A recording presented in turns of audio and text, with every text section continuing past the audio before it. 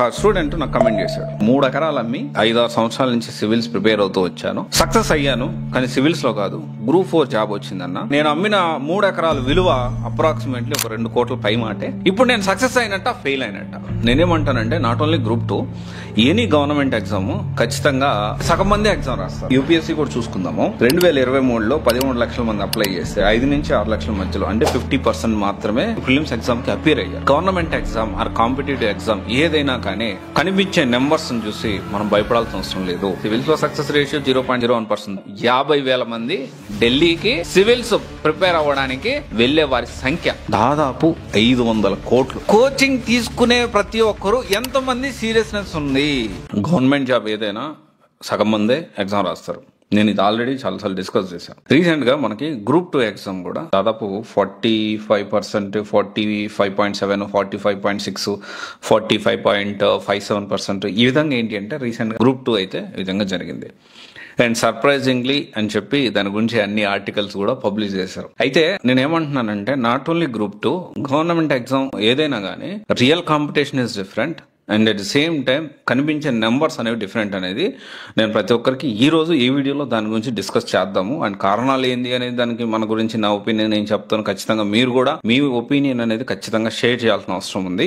So ఇక్కడ senior aspirants ఈ విధంగా ఇట్లాంటి కొన్ని టాపిక్స్ మనం మాట్లాడితే అప్కమింగ్ మనకు వచ్చే మన జూనియర్స్ కి అంటే కొత్తగా గవర్నమెంట్ ఎగ్జామ్ ప్రిపేర్ అయ్యే వాళ్ళందరికీ ఒక అవగాహన అనేది వస్తుంది. సో దయచేసి కొంచెం ఈ సీనియర్ ఆస్పిరెంట్స్ ఎవరైతే ఉన్నారో మీ ఒపీనియన్స్ కూడా షేర్ చేయాలని నేను మనవి చేసుకుంటాను, రిక్వెస్ట్ చేస్తున్నా మిమ్మల్ని. అయితే ఇక్కడ ఎనీ గవర్నమెంట్ ఎగ్జామ్ నేనేమంటానంటే not only group 2, any government exam ఖచ్చితంగా సగం మంది ఎగ్జామ్ రాస్తారు. ఇక్కడ మనకి యూపీఎస్సీ చూసుకుంటే మనము 2023లో 13 లక్షల మంది అప్లై చేస్తారు. 5 నుంచి 6 లక్షల మధ్యలో అంటే 50% మాత్రమే ఎగ్జామ్ కి ప్రిలిమ్స్ ఎగ్జామ్ కి అపీర్ అయ్యారు. అండ్ తర్వాత వచ్చేసి చూసుకుంటే 2020లో చూసుకుంటే 11 లక్షల మంది అప్లై చేశారు. Same repeat. అండ్ 2021లో అప్లై చేసిన 11 లక్షలు, రాసిందేమో 5 లక్షలు. తర్వాత చూసుకుంటే 2020లో 10 లక్షల మంది, దాంట్లో కూడా 50%. 2019 చూసుకున్నా, 2018 చూసుకున్నా, 2018లో కూడా 10 లక్షల మంది అప్రాక్సిమేట్లీ, దాంట్లో కూడా ప్రిలిమ్స్ ఎగ్జామ్ కి 5,484 మంది అపీర్ అయ్యారు. 2017లో చూసుకుంటే 9,69,065 మంది అప్లై చేస్తే దాంట్లో కూడా 4,62,848 మంది ప్రిలిమ్స్ కి అపీర్ అయ్యారు.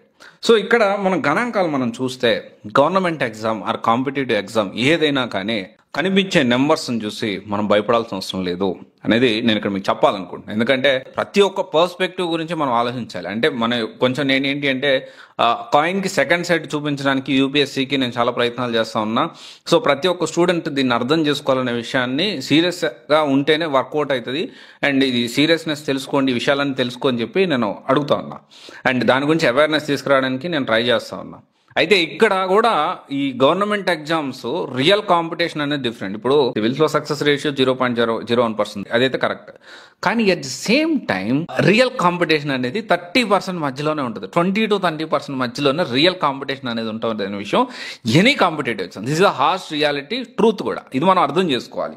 అండ్ ఇంకోటి వచ్చేసి నేనేమనుకుంటానంటే చాలా వరకు ఈ యూపీఎస్సీ సివిల్సే తీసుకుంటే అప్లై చేద్దాంలే, నెక్స్ట్ ఇయర్ అటెంప్ట్ ఇద్దాం, ఊరికే అప్లై చేద్దాం, అప్పుడు నేను కరెక్ట్ గా సబ్జెక్ట్ ప్రిపేర్ అయ్యి దాన్ని బట్టి నేను ఇయ్యాలంటే ఇద్దాం, లేకపోతే లేదు అనుకునే వాళ్ళు చాలా మంది ఉంటారు.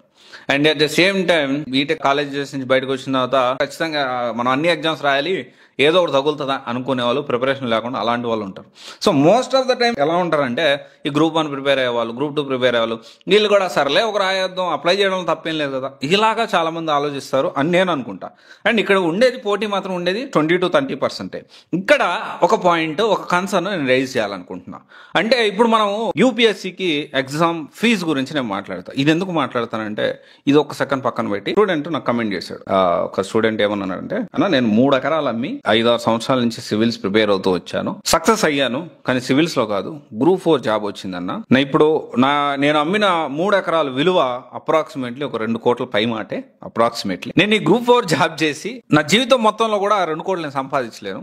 ఇప్పుడు నేను సక్సెస్ అయినట్ట ఫెయిల్ అయినట్ట? ఈ విషయం గురించి తన కమెంట్. అంటే నేను ఇప్పుడు ఏం చేయాలి అంటే ఒక డైలమా, సక్సెస్ అయ్యాడా ఫెయిల్ అయినట్ట, ఇది ఒక పాయింట్. మళ్ళీ ఇక్కడ ఒక పెడదాం. సో ఇక్కడ ఆల్రెడీ మనం యూపీఎస్సీ ఫీజు గురించి, యూపీఎస్సీ ప్రిలిమ్స్ ఎగ్జామ్ రాయడానికి ఫీజు గురించి 100 రూపాయలు ఎంతో ఉంటుంది. జనరల్ ఓబీసీ ఎస్సీ కేటగిరీకి అసలు ఫీ ఏం ఉండదు. ఇది పక్కన పెడదాం. ఇప్పుడు ఒక విషయం మాట్లాడదాం. కోచింగ్ జాయిన్ అయ్యే వాళ్ళు మన హైదరాబాద్ లో 10,000 మంది ఉంటారు అనుకుందాం. అప్రాక్సిమేట్లీ 7 నుంచి 10,000 మంది. మన తెలుగు వాళ్ళు ఢిల్లీకి వెళ్ళే వాళ్ళు అప్రాక్సిమేట్ నెంబర్స్ చెప్తున్నా నేను, 50,000 మంది మన 2 తెలుగు రాష్ట్రాల నుంచి ఢిల్లీకి వెళ్తున్నారు. ఢిల్లీలో 2 లక్షలు ఉంది వాస్తవానికి, అంటే 2 లక్షలు కాదు, నేను 1 లక్ష రూపాయలు వేసుకుందాం. 50,000 ఇంటూ లక్ష ఎంత?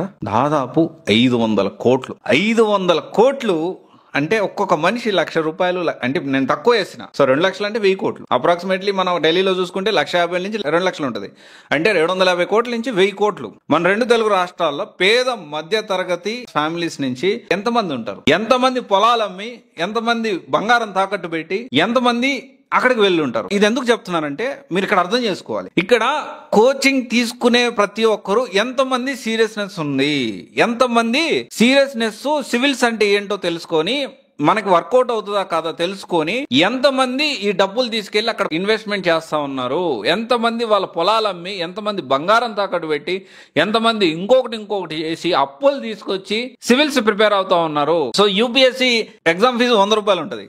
అంతమందిలో ఎంతమంది సరే 100 రూపాయలని ఖర్చు పెడుతున్నారు, ఓకే. కానీ మోటివేషన్ తోటి, కేవలం మోటివేషన్, అసలు సివిల్స్ అంటే ఏం తెలుసుకోకుండా ఎవరు మాట్లాడారు, ఇన్ఫ్లుయెన్స్ అయిపోయి ఈ మధ్య సోషల్ మీడియాలో విపరీతంగా ఐఏఎస్ ఐపీఎస్ కొన్ని ఛానల్స్ నేను చూశాను.